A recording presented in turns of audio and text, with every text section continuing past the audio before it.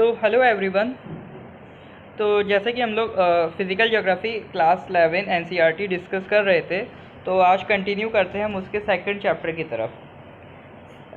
Third chapter. Third chapter is all about the interior of the earth. यानी अब हमें बात करनी है कि जो अर्थ का इंटीरियर है उसकी प्रॉपर्टीज़ क्या हैं। क्या वो होमोजीनियस मटेरियल से बना है या फिर अलग अलग लेयर्स में अलग अलग प्रॉपर्टीज़ हैं। तो जब चैप्टर 2 हम लोगों ने डिस्कस करा था तो हम लोगों ने देखा था कि जब अर्थ की फॉर्मेशन हुई थी तो उसमें अलग अलग एलिमेंट्स इन्वॉल्व हुए थे। तो उन अलग अलग एलिमेंट्स की वजह से अलग अलग लेयर्स फॉर्म हुई थी।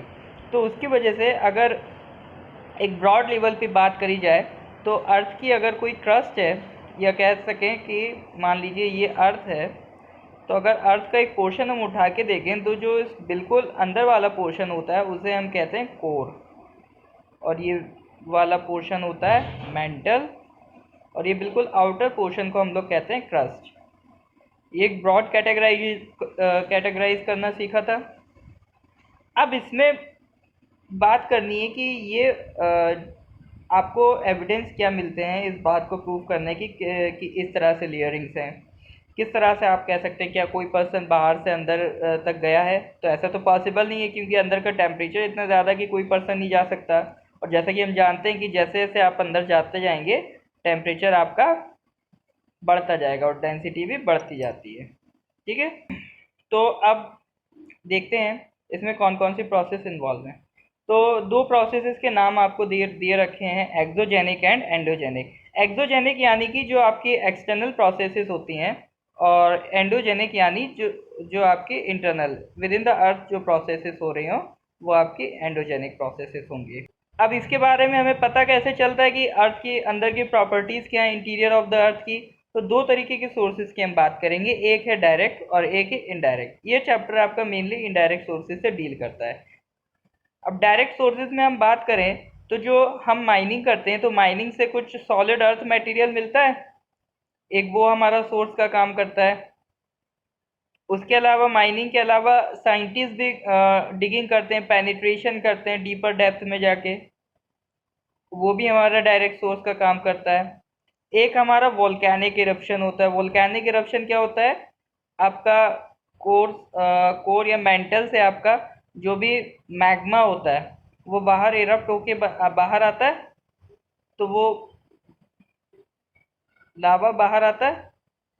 जब ये पोर्शन अंदर रहेगा तो उसे मैग्मा कहेंगे, जब ये बाहर आ जाएगा तो लावा कहेंगे। तो ये जो लावा बाहर निकल के आता है वोल्केनिक इरप्शन में, ये भी सोर्स का काम करता है कि अंदर क्या क्या रॉक्स हैं, क्या क्या एलिमेंट्स इन्वॉल्व हैं।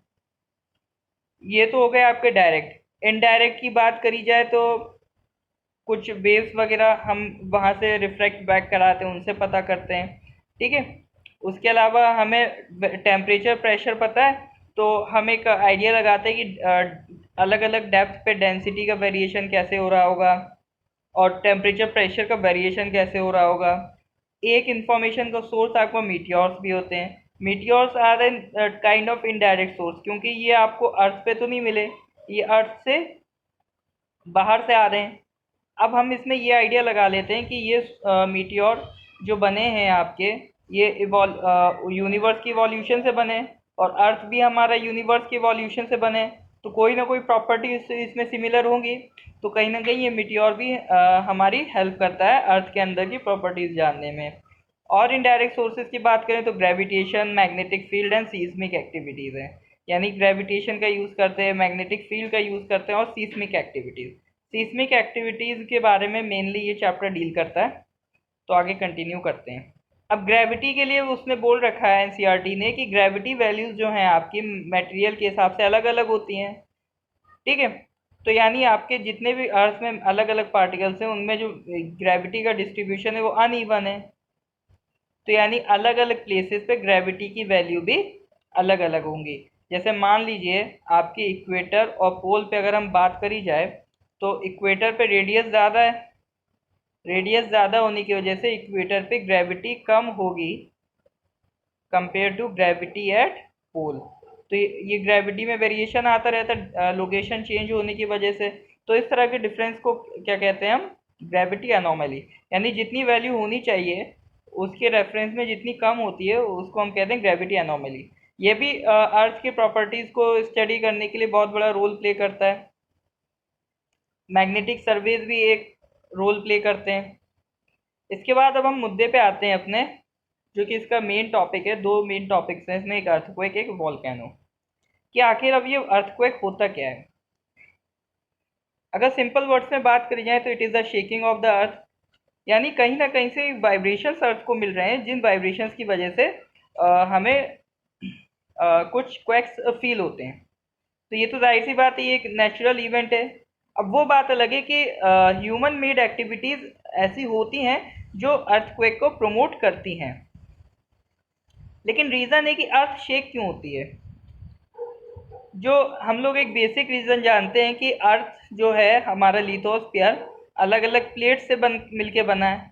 तो जब ये प्लेट्स इधर ऐसे ऐसे मूव करती हैं तो ये आपस में टकराती हैं, जिसकी वजह से कुछ एनर्जी क्रिएट करती हैं। वो एनर्जी जब फर्दर प्रोपगेट होती है थ्रू वेव के थ्रू, जब ये एनर्जी प्रोपगेट होती है तब ये हमको एक तरीके का झटका सा देती है। अब ये हो कैसे रहा है, बिल्कुल एक बेसिक तरीके से पढ़ेंगे, समझने की कोशिश कीजिएगा। देखते हैं। मान लीजिए ये हमारी अर्थ है, ये है क्रस्ट, ठीक है,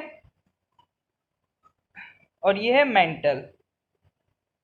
अब ये मेंटल में भी दो हिस्से होते हैं, अपर मेंटल लोअर मेंटल, ठीक है।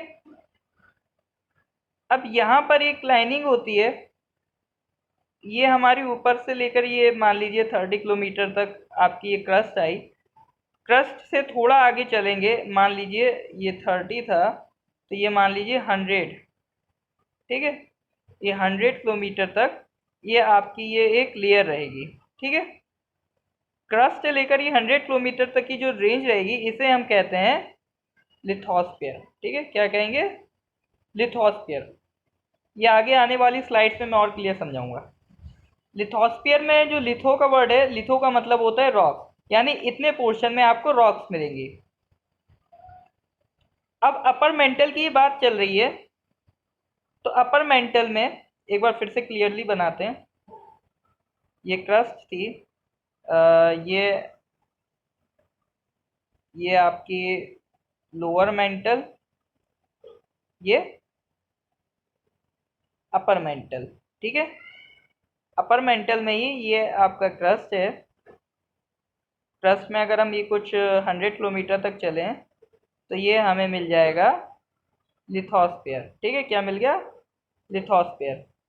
अब लिथोस्फीयर में थोड़ा और आगे बढ़ेंगे नीचे, तो ये जो लेयर रहती है इसको कहते हैं एस्टेनोस्फीयर। एस्टेनो का मतलब होता है वीक, यानी ये एक वीक लेयर है। अब वीक क्यों है? क्योंकि क्रस्ट तो हमें पता है सॉलिड होती है। क्रस्ट कैसी होती है? सॉलिड। जहाँ तक ये लिथोस्फीयर रहेगा ये रॉक रहेगी। रॉक रहने के चक्कर में ये आपकी कैसी रहती है?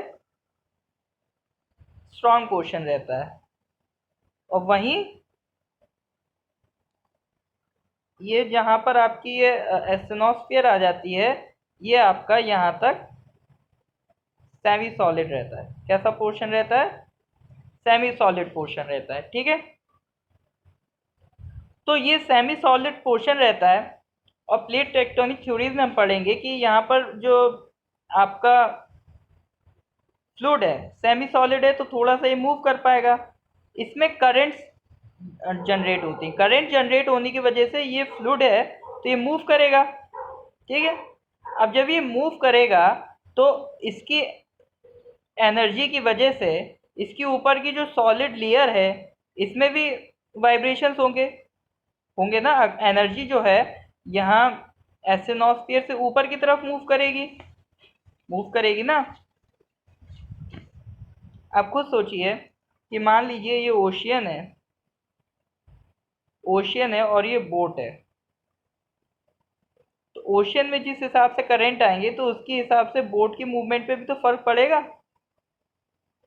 बस उसी तरह का केस है कि एस्टेनोस्फीयर सेमी सॉलिड होता है, तो इसमें फ्लूडिटी होती है जिसकी वजह से इसमें वाइब्रेशंस होते हैं। वाइब्रेशंस क्या है? एक फॉर्म ऑफ एनर्जी है। और ये एनर्जी फिर सॉलिड है, सॉलिड में प्रोपेगेट होगी। ठीक है, किस फॉर्म में है? वेव फॉर्म में। वेव फॉर्म में होने की वजह से ये आगे प्रोपेगेट होगी। ठीक है, तो ये जब एनर्जी आगे प्रोपेगेट होगी तो ये हमारी सरफेस तक आएगी, सरफेस तक आएगी और ये हमको शॉक फील कराएगी, जिसके वजह जिसको हम कहते हैं अर्थक्वेक। ठीक है, तो ये तो मेन था अर्थक्वेक। अब इसमें कुछ पॉइंट्स होते हैं वो देख लेते हैं। तो ये मान लीजिए ये हमारा सरफेस है अर्थ का। ठीक है, यहाँ हम खड़े हुए हैं, ये आपका अर्थ का इंटीरियर है।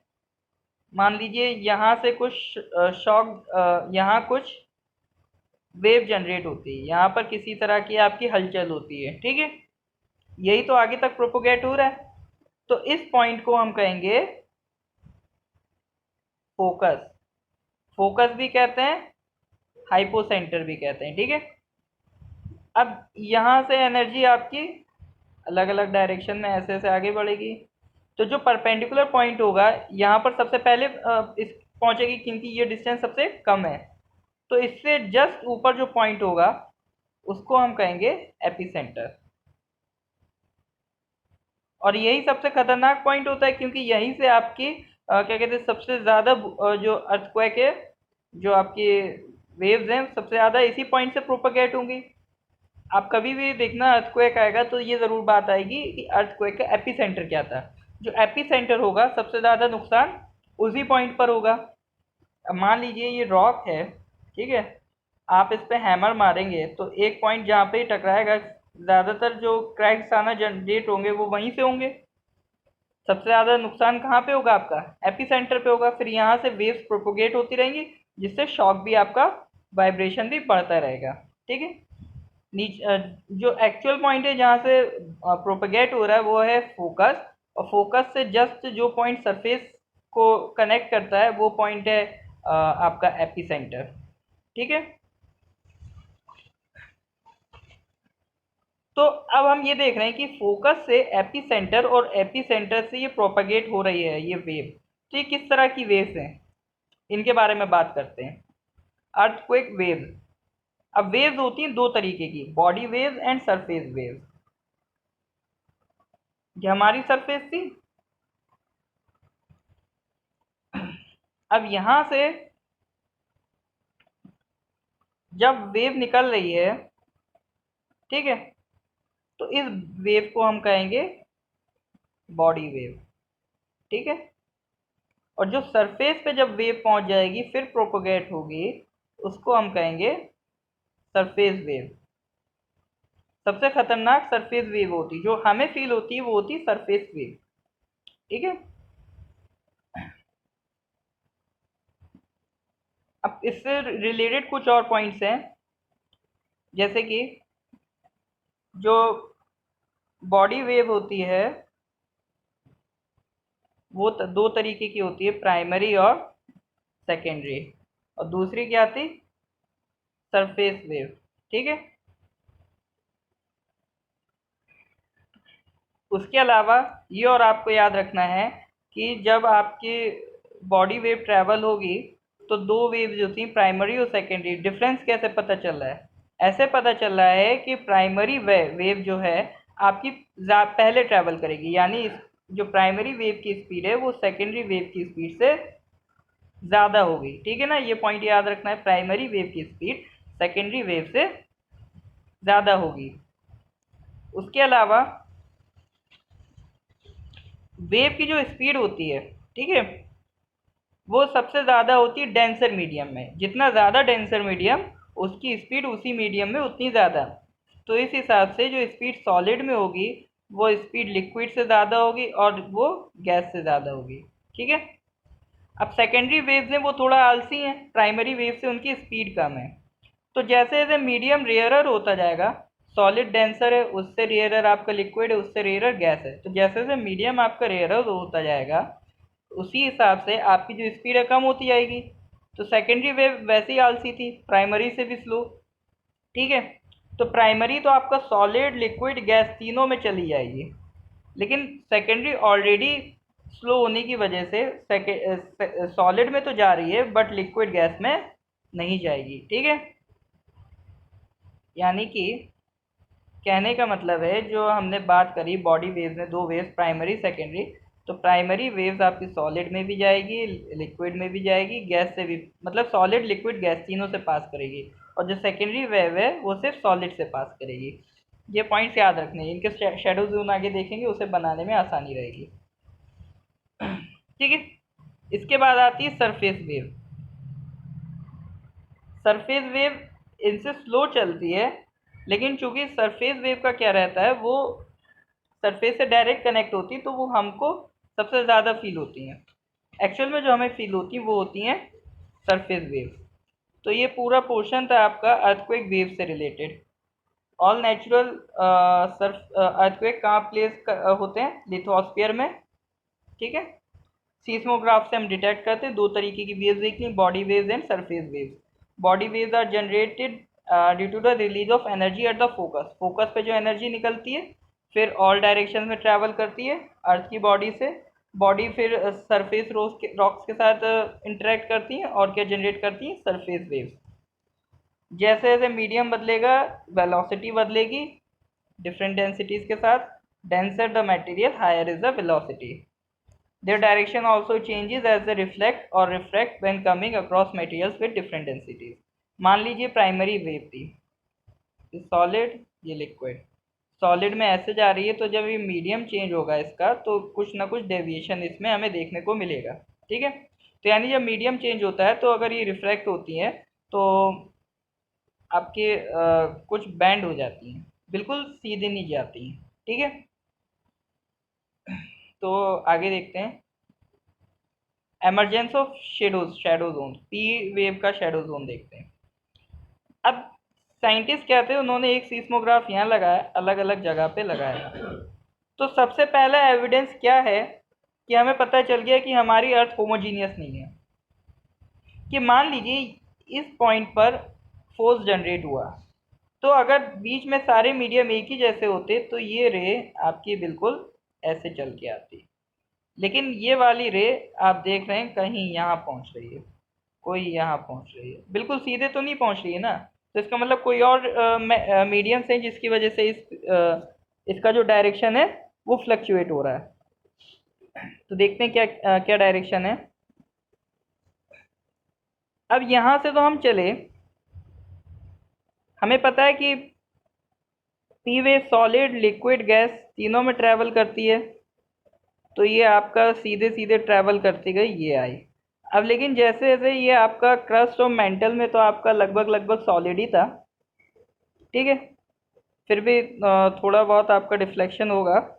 फिर उसके बाद जब कोर में आई, तो कोर में क्या होता है, दो पार्ट होते हैं, आउटर और इनर। आउटर कोर जो होता है आपका लिक्विड होता है, इनर कोर सॉलिड होता है। तो पहला डिफ्लेक्शन यहाँ, फिर यहाँ, फिर यहाँ, फिर यहाँ। ठीक है, इसी तरह से ये आई, फिर यहाँ, फिर यहाँ, फिर ऐसे, फिर ऐसे। ठीक है, तो ये जब डिफ्लेक्शन कराते गए तो हमें पता चला एक ऐसा जोन रह गया जहाँ पे पी वेव तो हमें कभी मिलेंगी नहीं। तो बस उसी जोन को हमने कहा पी वेव शैडो जोन। तो उसकी लोकेशन याद रखिएगा 105 डिग्री टू 145 डिग्री। ठीक है, अब इसके बाद इसी तरह से एस वेव का, सेकेंडरी वेव का शैडो जोन देखते हैं। अब सेकेंडरी वेव तो हमें पता है कि सिर्फ सॉलिड में जाती हैं, लिक्विड गैस में ट्रैवल नहीं करती हैं। अब ये कोर है, ये पार्ट तो सॉलिड है बट ये पार्ट तो लिक्विड है ना, तो जो वेव यहाँ जाएगी यहीं पे रुक जाएगी, यहाँ लिक्विड मिल गया तो ये आगे जा ही नहीं पाएगी। तो इसकी वजह से ये इस कोर के अलावा बाकी और रीजन में दौड़ती चली जाएगी, तो ये यहाँ से जाएगी बट यहाँ जो आनी होगी वो रिफ्लेक्ट बैक हो जाएगी, इधर आगे नहीं बढ़ पाएगी। तो इससे हमें कहीं आइडिया लग गया कि बीच में लिक्विड पोर्शन हमें मिल रहा है जिसकी वजह से ये आगे नहीं बढ़ पा रही है। तो एस वेव इतने पोर्शन में नहीं आ पाएंगी, तो ये इसका शेडो जोन हो गया। तो ये बात हो गई शेडो जोन की। अर्थक्वेक्स की बात कर लें तो ये बहुत ज़्यादा इंपॉर्टेंट नहीं है बट फिर भी एनसीईआरटी में दिया तो एक बार देख लीजिएगा। 5 मेन तरीके के दिए हैं, एक होते हैं टेक्टोनिक अर्थक्वेक्स, यानी जो हम लोगों ने अभी पढ़े स्लाइडिंग ऑफ रॉक्स वगैरह से बनते हैं। एक होता है वोल्केनिक अर्थक्वेक, यानी जब वोल्केनिक इरप्शन होता है तो उसकी वजह से भी कुछ अर्थक्वेक फील होता है, तो वो वोल्केनिक हो गया। एक होता है कोलैप्स अर्थक्वेक, यानी जब हम माइनिंग वगैरह करते हैं तो माइनिंग वगैरह की वजह से भी कुछ माइनर ट्रेमर्स हमें फील होते हैं, तो वो कोलैप्स अर्थक्वेक्स हो गए। एक होता है जब हम कोई केमिकल या न्यूक्लियर एक्सप्लोजन करते हैं तो उसकी वजह से भी कुछ ट्रेमर्स फील होते हैं, तो वो एक्सप्लोजन अर्थक्वेक्स हो जाते हैं। एक होता है जो हम डैम्स बनाते हैं, तो डैम जब बहुत हैवी साइज के आप किसी लोकेशन में बना देंगे तो अर्थ का एक तरीके से आपने क्या करा, बैलेंस बिगाड़ दिया। ठीक है, मान लीजिए सारा डैम इतना हैवी होता है कि एक ही जगह आपने उसका वेट कंसंट्रेट कर दिया, तो अर्थ क्या है अपना वेट बैलेंस करेगी। वेट बैलेंस के लिए फिर वो ट्रेमर्स आएंगे, आपको झटके फील होंगे। तो उस तरह के जो अर्थक्वेक होते हैं उन्हें कहते हैं रिजर्वॉयर इंड्यूस अर्थक्वेक्स। तो ये टाइप्स ऑफ अर्थक्वेक्स हो गए। अब अर्थक्वेक को मेज़र करने का तरीका क्या होता है, कई तरीके के स्केल होते हैं, बट मेनली जो हम देखते हैं वो रिश्टर स्केल होता है। हम क्या करते हैं, मैग्नीट्यूड या फिर इंटेंसिटी में नापते हैं। मैग्नीट्यूड होता है जो relates to the energy release, energy कितनी रिलीज हो रही है उस अर्थक्वेक में, उससे रिलेट होता है आपका मैग्नीट्यूड। मैग्नीट्यूड का 0 से 10 में नंबर आता है। ठीक है, और इंटेंसिटी को हम नापते हैं मर्सेली में, ये इटालियन सीस्मोलॉजिस्ट के नाम पर है। Intensity scale takes into account the visible damage, यानी दो चीज़ें हो गई, मैग्नीट्यूड और इंटेंसिटी। मैग्नीट्यूड नापता है एनर्जी, इंटेंसिटी नापता है डैमेज कितना हुआ। ठीक है, कुल मिला के अर्थक्वेक को मेजर करने के ये तरीके हैं। तो अब स्ट्रक्चर ऑफ अर्थ की बात करें तो ये अभी हमने देखा था कि ये आपके ऊपर क्रस्ट होती है, क्रस्ट के नीचे थोड़ा सा लिथोस्फियर, फिर उसके नीचे आ जाए एस्टेनोस्फियर। तो ये यहाँ तक आपका पार्ट हो जाता है अपर मेंटल का। ठीक है, क्रस्ट से लेकर एस्टेनोस्फियर के बीच में, यानी ये क्रस्ट रहा होगा और ये अपर मेंटल, ये मतलब मान लीजिए अगर अपर मेंटल है तो यहाँ का लिथोस्फियर होगा और ये पूरा आपका एस्टेनोस्फियर हो जाएगा। ठीक है, ये यहाँ इतना आपका ये एस्टेनोस्फियर हो जाएगा। अब इसके नीचे आता है लोअर मेंटल, फिर आता है आउटर कोर, फिर आता है इनर कोर। ठीक है, ये हो गया आपका लोअर मेंटल, फिर ये आउटर कोर। लोअर मेंटल आपका कैसा होता है, सॉलिड होता है। आउटर कोर आपका लिक्विड होता है। इनर कोर आपका सॉलिड होता है। अब ये सॉलिड लिक्विड सॉलिड कैसे होते हैं, इसके वैसे एविडेंसेस हैं, बट अगर आपको समझना है तो आप ऐसे समझ सकते हैं कि अगर जैसे लिथोस्फीयर तक सॉलिड होता है, बट एस्टेनोस्फीयर के लिए आप देख सकते हैं जैसे जैसे हम नीचे जा रहे हैं टेम्परेचर बढ़ता जाता है, तो टेम्परेचर बढ़ेगा तो मेल्टिंग भी बढ़ेगी, मेल्टिंग बढ़ेगी तो उसकी वजह से लिक्विड होना चाहिए। लेकिन क्या होता है कि जैसे जैसे आप नीचे जाएंगे तो प्रेशर भी बढ़ेगा, तो प्रेशर का भी इफेक्ट है, प्रेशर इसको सॉलिडिफाई करने की कोशिश करेगा, टेम्परेचर इसको कूल डाउन कर, टेम्परेचर इसको लिक्विडिफाई करने की कोशिश करेगा। तो इन दोनों की लड़ाई में जो एस्टेनोस्फीयर वाला एरिया होता है यहाँ पर प्रेशर जीतता है। ठीक है, कुछ कुछ टेम्परेचर भी जीत रहा होता है, लेकिन प्रेशर की वजह से ये पोर्शन आपका सेमी सॉलिड रह जाता है। फिर उसके आगे अब ये नीचे आते हैं तो प्रेशर का रोल बढ़ जाता है, जिसकी वजह से ये सॉलिड हो जाता है। ठीक है, फिर कोर में आते आते आपका टेम्परेचर का रोल बढ़ जाता है तो ये लिक्विड हो जाता है। फिर आपका जो बिल्कुल नीचे वाला पोर्शन है वो तो जाहिर सी बात है प्रेशर का बहुत ज़्यादा रोल प्ले करेगा, तो वो सॉलिड हो जाता है। तो इसमें ज़्यादा कुछ बहुत ज़्यादा आप लॉजिकली नहीं समझ सकते, बस एक आइडिया लगा सकते हैं। तो कुल मिला के ये आपको ध्यान में रखना पड़ेगा कि कौन सा पोर्शन किस फेज में रहता है। बस दो ही चीज़ों पे आपको मेन फोकस रखना है, प्रेशर और टेम्परेचर।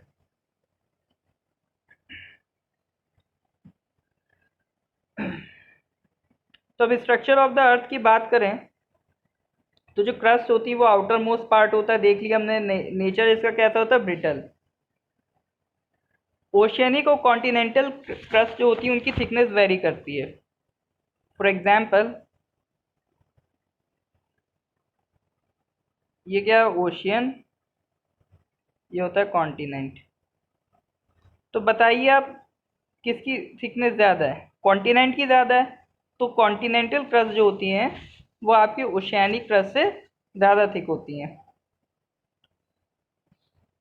इसके अलावा बात करें मेंटल की, तो जो portion of the interior beyond the crust is called the mental, यानी ये क्रस्ट थी, क्रस्ट के बियॉन्ड ये जो पार्ट होगा ये आपका मेंटल होगा, ये क्रस्ट, ये मेंटल और ये core.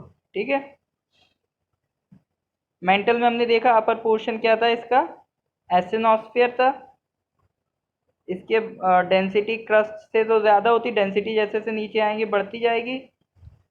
Crust and the upper most part of the mental is called the lithosphere. ये आपका एस्टेनोस्फीयर था और ये लिथोस्फीयर था। अपर मेंटल में हम लोग देख चुके हैं। Lower mental x tends beyond the एस्टेनोस्फीयर। ये हमने देखा ना कि ये अगर मेंटल था, ये हमने देखा ये क्रस्ट, ये मेंटल, ये कोर। ठीक है, ये लिथोस्फीयर की लाइन है, ये एस्टेनोस्फीयर की लाइन है, और ये वाला पोर्शन आपका लोअर मेंटल, ये पोर्शन आपका अपर मेंटल था। तो वही कह रहा है lower mental x tends beyond the एस्टेनोस्फीयर।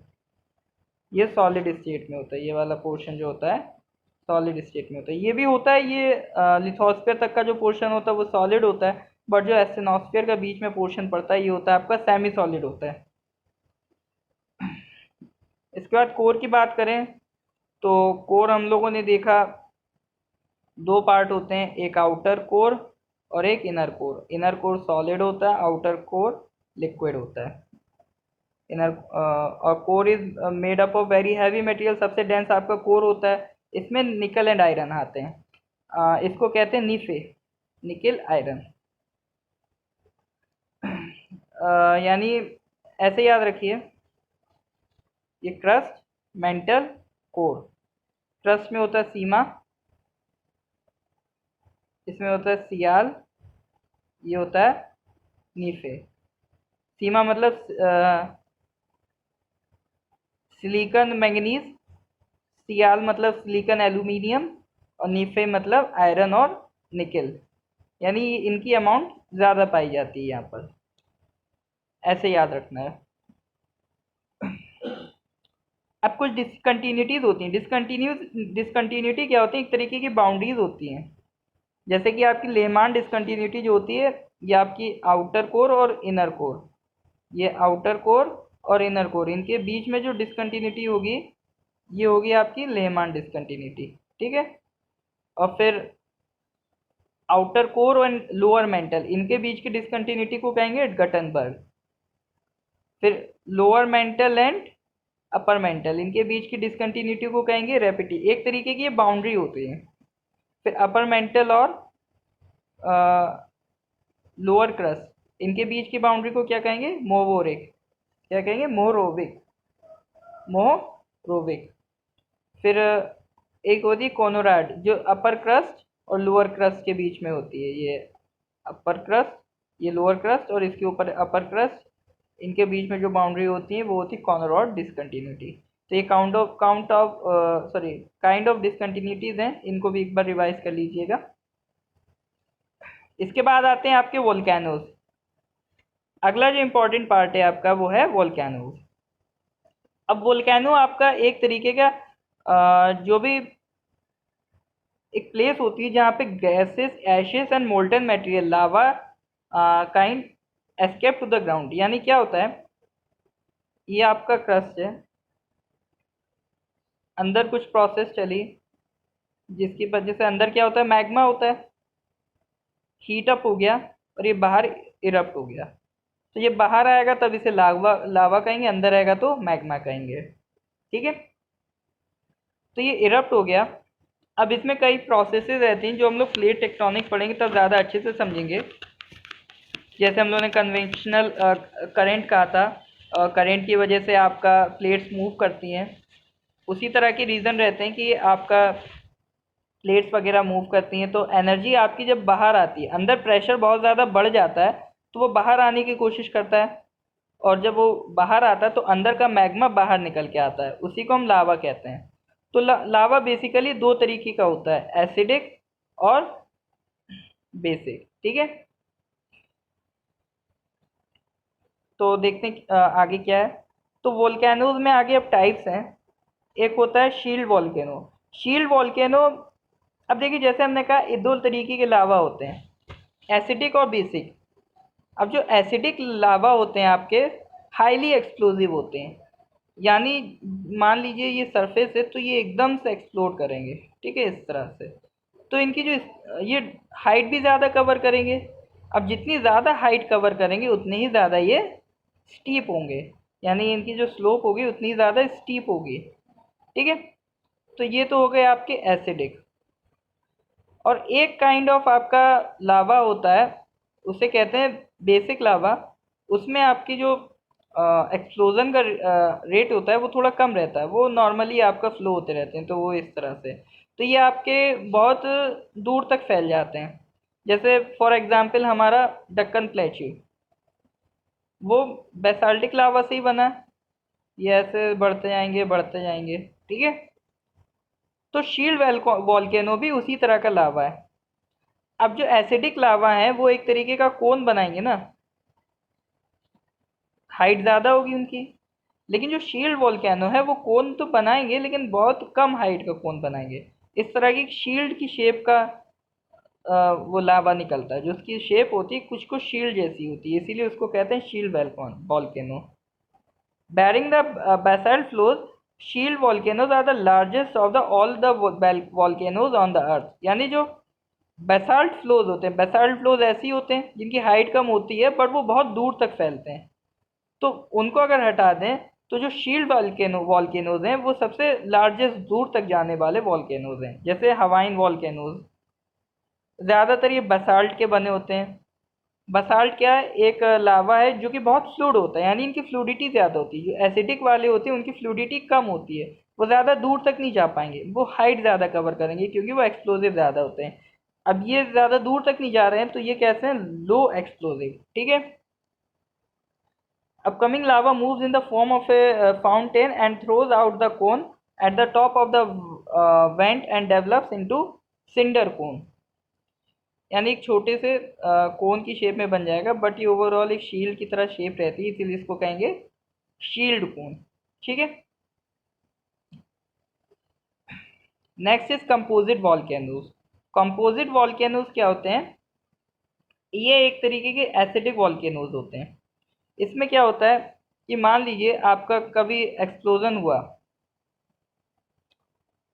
और एसिडिक वॉल्केनोज जो होते हैं उसमें आपके अदर पार्टिकल, डस्ट पार्टिकल्स वगैरह भी निकल के आते हैं। तो पहले कुछ एरप्शन हुआ तो यहाँ कुछ ये आपके जो लावा था वो बाहर निकल के आया। उसके बाद जब इरप्शन हुआ तो इसमें से कुछ ये आपका अदर डस्ट पार्टिकल्स बाहर आए। फिर आपका इरप्शन हुआ, फिर ये आपका लावा बाहर आया। फिर ये आपका इरप्शन हुआ, फिर ये डस्ट पार्टिकल्स बाहर आए। तो एक तरीके की लेयर्स बनती जाती हैं, इसको स्ट्रेटो वॉल्केनोज भी कहते हैं, ठीक है। तो ये लेयरिंग भी होने लगती है। तो इन लेयरिंग की वजह से इसको स्ट्रेटो वॉल्केनोज भी कहते हैं, और दूसरा नाम है इनका कंपोजिट वॉल्केनोज, ठीक है। characterized by eruptions of cooler and more viscous lavas than basalt। अब एसिडिक लावा जो होता है लेस फ्लूइड होता है, ठीक है। हमने देखा ना लेस फ्लूइड होता है, इसका मतलब वो विस्कस ज़्यादा होगा, फ्लूडी फ्लूडी कम होगा, यानी कम मूव कर पाएगा। जैसे मान लीजिए आप हनी और वाटर, लेस फ्लूइड कौन सा है, हनी। तो विस्कस ज़्यादा कौन है, हनी। जो जितना कम फ्लूइड होगा वो उतना ही ज़्यादा विस्कस होगा। तो ये था कंपोजिट वॉल्केनोज। ये क्या होता है, ये आपका लेयर्स में बनता है, तो इसीलिए इसको कंपोजिट कहते हैं। Next is caldera.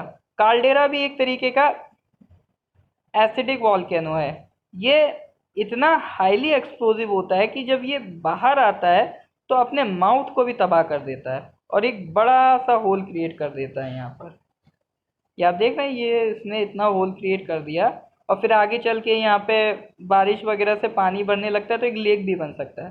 तो इस तरह के वॉल्केनो को कहते हैं caldera. Most explosive so explosive that when they erupt they tend to collapse on themselves rather than building and any tall structure। यानी बहुत ज़्यादा टॉल स्ट्रक्चर बनाने की जगह वो क्या करते हैं, अपने माउथ को ही एक्सप्लोड कर बैठते हैं। जो कॉलेप्स डिप्रेशन होता है, ये जो डिप्रेशन बनाया है इसको हम कहेंगे काल्डेरा। ठीक है।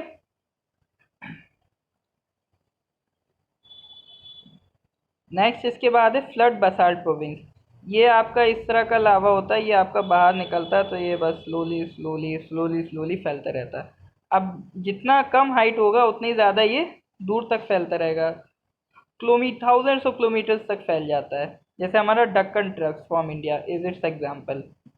एक होते हैं मिड ओशियनिक रिज वॉल्केनोज। ये क्या होता है, ओशियन के अंदर जब मूवमेंट होती है तो वहाँ भी लावा इरप्ट होता है, और एक आपकी ओशन के अंदर रिज बनती है, एक लाइन सी बना देते हैं छोटे छोटे वॉल्केनोज की।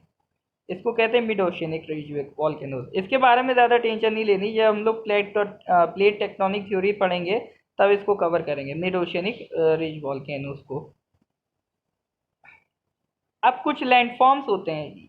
अब लैंडफॉर्म्स क्या होते हैं, दो तरीके के होते हैं, एक होते हैं इंट्रूसिव और एक होते हैं extrusive.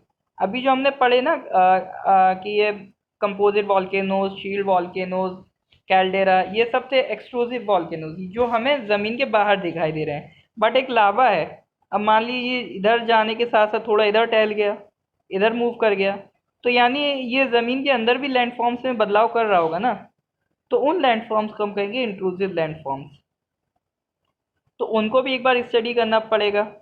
The lava that is released during volcanic eruptions on cooling develops into igneous rocks। अब जो लावा आपका एरप्ट होके बाहर आता है वो रॉक्स बनाता है, वो रॉक्स वाले चैप्टर में पढ़ेंगे। अब जो कूलिंग होती है may take place either on reaching the surface also while the lava is still in the crustal portion। अब जो कूलिंग आपकी हो रही है, यानी जो आपका लावा है जब वो बाहर निकल के आ रहा है तो वो कुछ फॉर्म्स बना रहा है, तो इसी तरह से हो सकता है वो कूलिंग अर्थ के अंदर ही हो, ठीक है ना, तो वहाँ पे भी कुछ फॉर्म्स बना रहा होगा।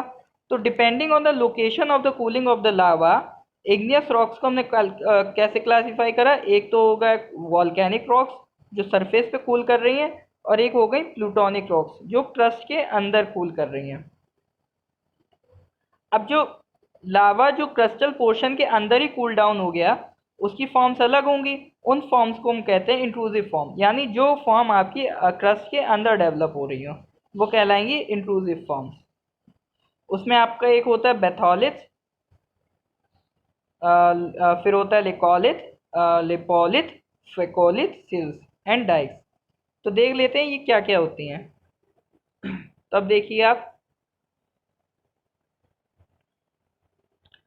अब ये ऊपर पोर्शन ये देखिए, ये वॉल्केनो आपको दिख रहा है, ये तो हो गया आपका एक्सक्लूसिव फॉर्म, और उसके नीचे जो पोर्शन है आपका ये हो गया इंट्रूसिव फॉर्म।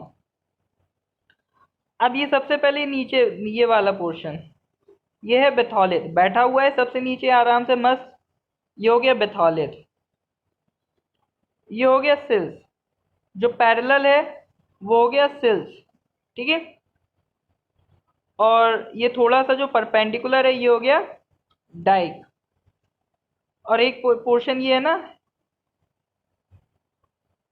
ये इस तरह से वेवी फॉर्म में, जब हम कुछ फेंकते हैं तो कैसे आता है, वेव फॉर्म में जाता है, तो इस ये हो गया फेकोलिथ, ठीक है, वेवी फॉर्म हो गया फेकोलिथ। और ये आपका क्या है, छोटा सा डॉम, छोटा सा डॉम, इसे हम क्या कहेंगे, लिकोलिथ, ठीक है। तो हमने लिकोलिथ देख लिया, फिकोलिथ देख लिया, नीचे बैठा हुआ बेथोलिथ देख लिया, बेथोलिथ देख लिया, ठीक है, और ये सिल देख लिया, और ये परपेंडिकुलर डाइक देख लिया। तो इनको वर्ड से एसोसिएट कर लिएगा। जो बैठा सा है बिल्कुल एंड में ये हो गया बेथोलिथ, ठीक है। जो ये आपका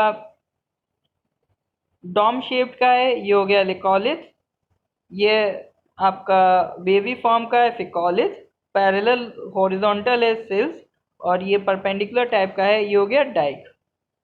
तो डाइक्स क्या है, when the lava makes it way through cracks and the fissures developed in the land ये लिखा है, देखिए इनमें खुद लिखा है।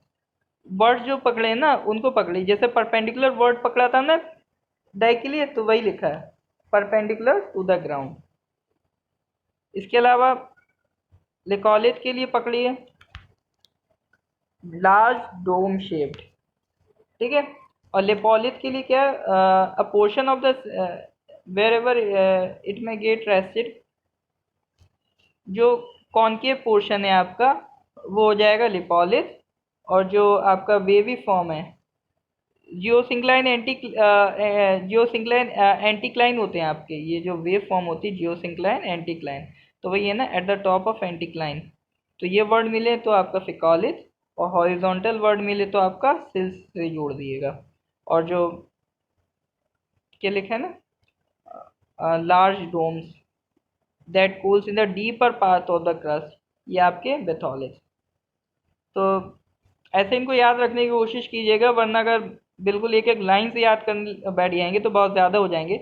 इनके कीवर्ड से इनको एसोसिएट करने की कोशिश कीजिएगा। मोस्ट प्रोबेबली ये पोर्शन आएगा तो एमसीक्यूज में आएगा, प्रीलिम्स में आएगा, और उसमें अगर आपको कीवर्ड्स पता है तो आप आराम से ये कर जाएंगे, ठीक है ना। So that was all about the chapter 3। So if you like the lecture, please do like, share and subscribe. Thank you.